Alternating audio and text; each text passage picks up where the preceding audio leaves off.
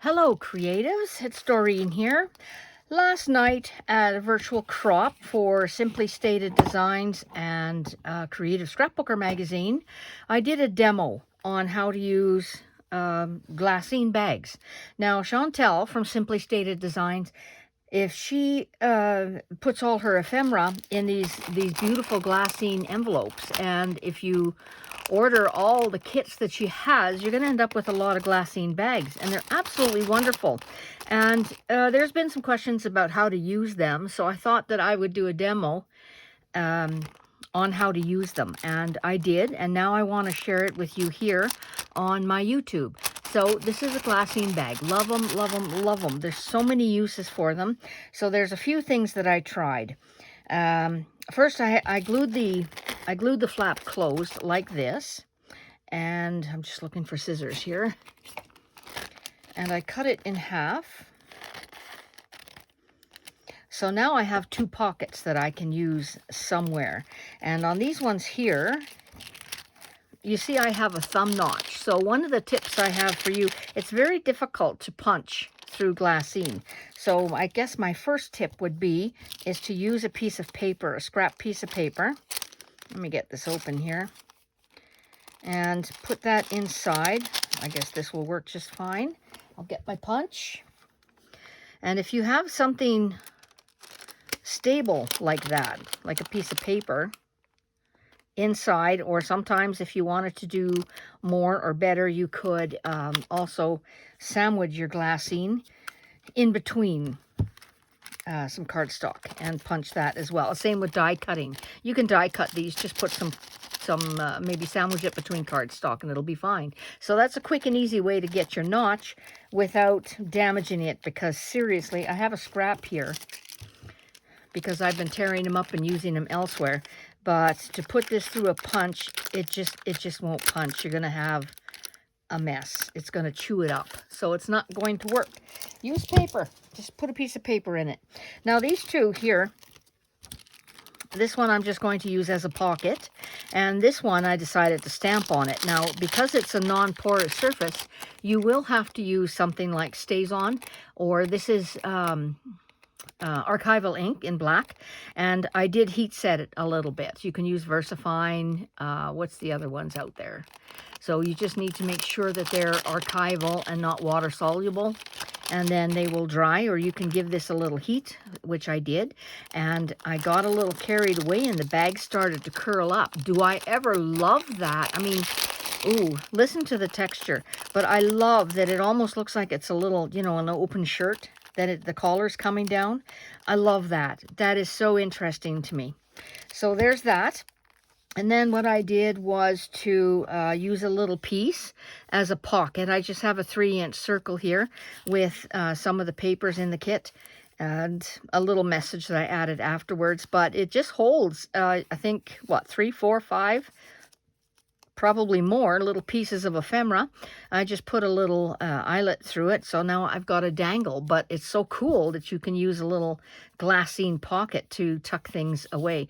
This is a 3-inch square, so if I did it 2.5-inch square, that would be an ATC coin, and it also gives a little gift at the same time that you're swapping, and I think it's lovely. I think it's lovely. And here I decided to use a glassine bag. Again, I folded down the flap and I sealed it, and I folded it in half, and I made a journal. I made a glassine journal, and this is just some paper. I just stitched this signature in, and just a little decoration from the kit. This particular kit is called Japan in January. It's beautiful. And here I've got a little journal. So all I need to do is just to trim off the tops, and I will have some pockets. But funny enough, I stitched it in upside down because here's where the flaps are. So I can very easily take this apart and restitch it so all the flaps are at the top. And when I do that, I will go ahead and just make a little cut so now I can have a pocket. These can be embellished in a million different ways, and it's just an elegant little thing that feels so good, so good. And they're semi-transparent. They're not completely transparent, but it's just beautiful. So there's that idea. Then I thought I would get out my molding paste, and this is what I did. I did molding paste. Now, When you do molding paste on an unprotected surface, like usually when I'm doing scrapbooking and I want to put on some wet media, I will cover my paper in clear gesso first, and that'll stop all the buckling. This buckled a little bit. I mean, the paste went on beautifully, and it feels wonderful, but as it dried, of course, it pulled the glassine, the vellum, and it just has a beautiful wrinkly look. I could probably put some ink on this and let that dry really well. And here's another one that I did with a little bit more of a bold design, but this is going to go in my junk journal for sure. In my scrappy journal, I made another one here, and look at that. I put a little decorative tag inside. Just a little something something with a little something something with a little dangle and some string, and that is going to be a lovely little addition to my scrappy journal as well. And then I thought that I would dry emboss. Since I heat emboss, I thought I would dry emboss, and this too works out wonderfully. Now these are 6.5 inches wide, so most of my little embossing folders are too short. So I used a bigger one from Stampin' Up. Not sure what this is called, if it's Snow Flurries or whatever. I just like all the little bubbly, the little pimples on it. And I did a few of those. And these are going to be going in little clusters and things again in my scrappy journal. I love it. But this would be a beautiful cover to a card. If you wanted to make a card, you could also attach that, and that would just make a nice enclosure, or that would be really nice on the inside of a card. Sometimes we like to have a little flip up where our quote is going to go, so that's a good idea.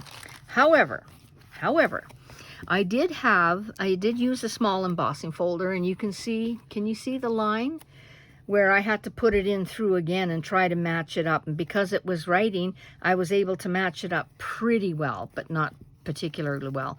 Now, I tried this 2-3 times, and the embossing folder was so deep. What it was doing was ripping and tearing and literally shredding. So on most of the lines, I just had to pull it, and it shredded. And even here, I decided to put in a piece of paper. I have a piece of cardstock in there, which is also embossed beautifully, but I can see here it also ripped. So it's pretty fragile depending on which folder that you use. But I don't think I'm going to remove that paper. I can, absolutely I can. But look what happened. I don't know if you can see it, if it's going to catch. Oh yeah, there. Can you see the shimmer? I'm just looking up top here on the camera to see. Can you see the shimmer and the shine? Something happened to this glassine, because I know it is shimmery, but it's really got a very nice mother of pearl look to it. It's very nice. I love this. So I will use it like this in a journal. I'm not going to do anything with that. It's going to be used like that. And then I thought maybe it can be colored. And yes, absolutely. This was colored with an archival cobalt color. And all I did was take my, I don't have it handy here, my little applicator, my little brush, like so, picked up some ink, and I just started scrubbing. And I thought, oh, it's going to rub off. I don't know if it's going to stick. Well, it absolutely did stick. It stuck beautifully. I can't get it off. I tried. I can't wipe it off. It doesn't come off in my hands. It doesn't come off on paper. And so these can be colored just by giving a little rub with your archival ink. And I don't know what else I want to try on this, but I suppose there's other colors or there's other products that I could use and give that a try. But I wouldn't use any sprays on this because they won't stain. They're just going to pop right off. Because it's liquid, it's going to slide off. So I'm not going to be trying that. And then just to use the pocket as is, sometimes you want to give a card that's a little bit more than just a card. So I made this little folder, and here's a belly band, and this is a card that this could be the card that you're giving. And then here, I just made this card wide enough for 6.5. So all I did was take a folded piece of folded glassine envelope, and I cut it right below where the flap is, and that I put a little notch in there, and now it's a holder for other tags or other things. And for sure, This will hold a $20 bill. So if you wanted to put money in an envelope, there's a good idea to use that too. I'm just saying a 20 because I was going to say a dollar bill, but we don't have those anymore. And so this is something just very, very simple. When I do demos, I leave everything simple so you can use your creative ideas to decorate this. And, you know, you could kick it up a notch or 100 notches and do all kinds of decorative things. These little flowers, these little pop-up flowers was a little make and take, and they're very fun. And then I did a shadow box card. So I kept the front simple. I just used some ephemera from the kit. And I kept this rather simple because when you open it up, you have this little pop-up, this little shadow box. Do you see that? Here's the box. It's very cool. And I used some elements here. I glued it right behind the circle. I used a, did I bury it? Yeah, I buried it, didn't I? Where is it? I have to move all my stuff to the other side now because I covered up what I was looking for. Let me just get this over here for now. Woo! Big pile, big pile. I used nested circle dies to get the ring, and this is the size. And I think, oh, there's a little bead that fell off my dangle. So this was the inside, and then I die cut it again to get the black. So any nested circle, you can use ovals, you can use squares, rectangles, you can use whatever you like on this. Now I had the little diorama, I layered up some elements in the back, but it wasn't until after I thought, hey, wouldn't that glassine look good in there? So I took a piece of glassine envelope, and can you see my washi tape? I just taped it in place because really, if you're gonna do this, you should do this before you fold up the card because it's going to be difficult to decorate afterwards. And the same thing with a sentiment. If you wanted to add a sentiment here, if you wanted to stamp sentiment, you're going to need to stamp that before you fold up the card.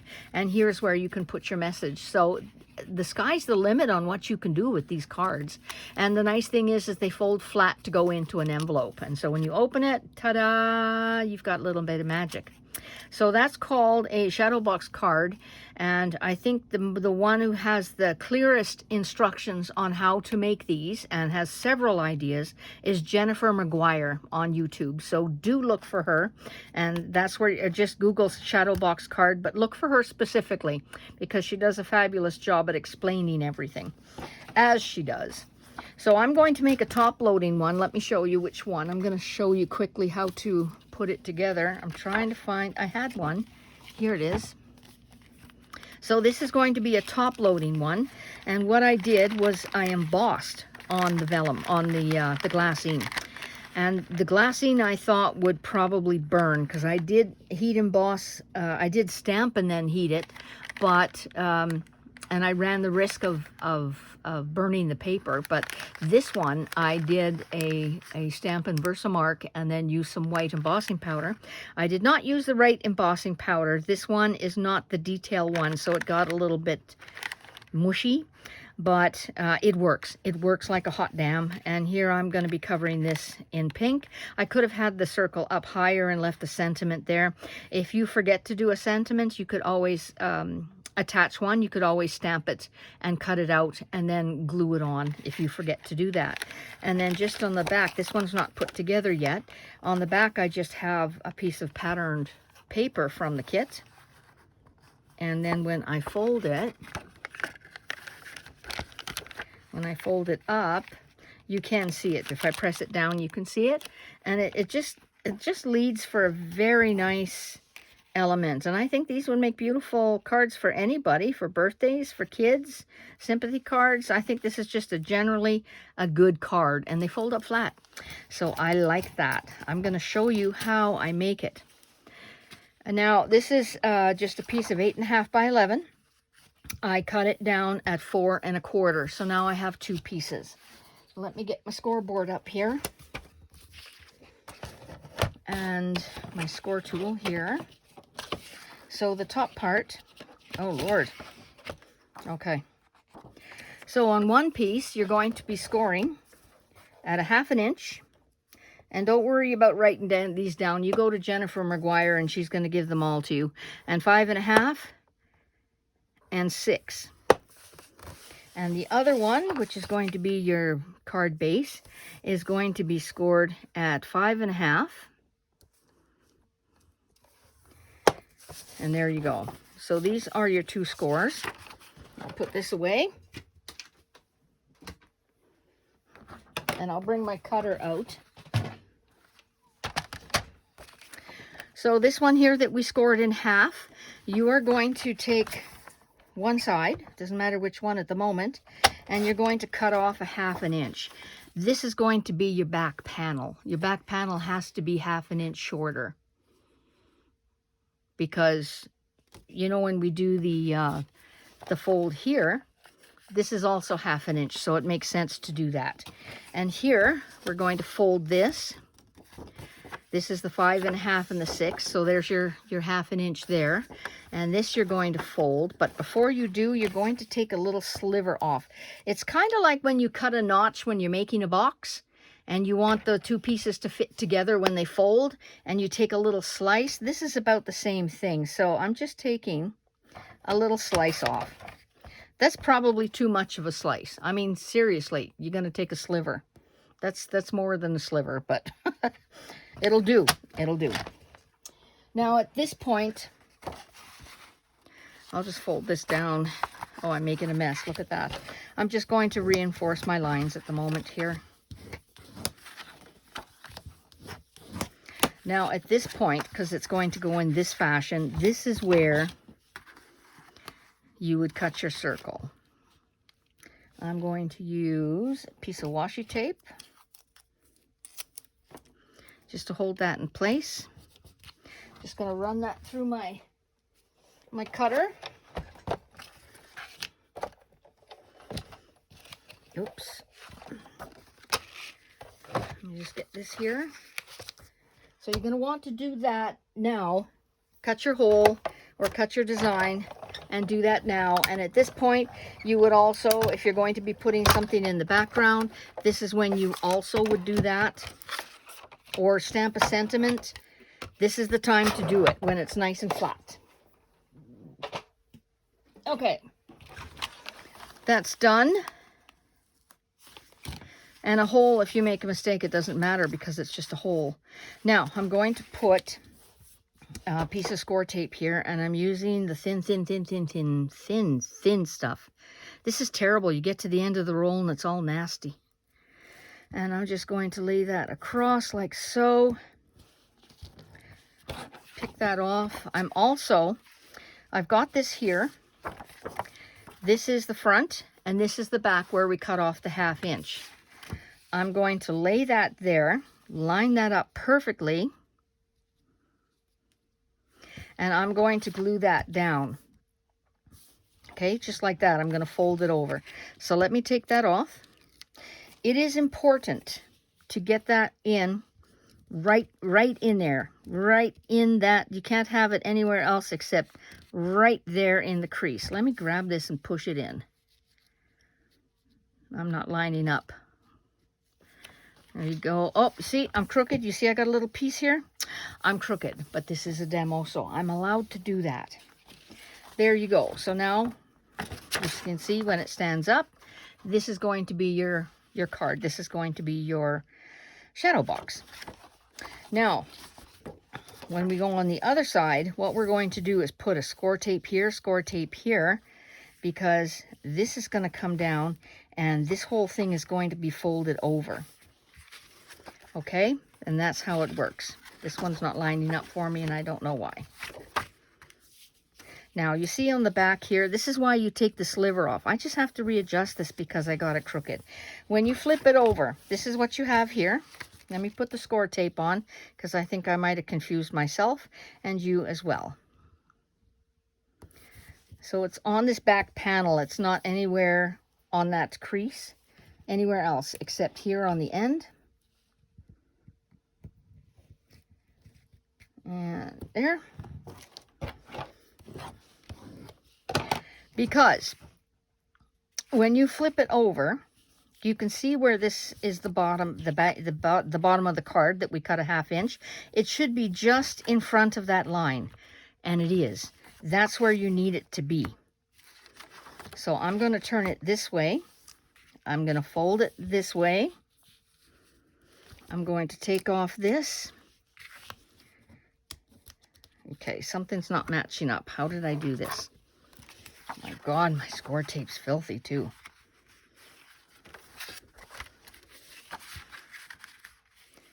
It is going to go like this and fold it flat, and then you're going to have a shadow box card. Now I obviously folded that one wrong because I had the 1/2 inch in the wrong place, but this is how you do it. And the other one, the top fold, is in the same way. Go ahead to Jennifer McGuire's website and she will show you and give you a ton of ideas on how you can decorate them and to make all kinds of fabulous cards. So that was my demo to use glassine envelopes, and I've already thought of a couple more ideas, so I'd be interested to see what you do with it. Thanks for watching. Bye-bye.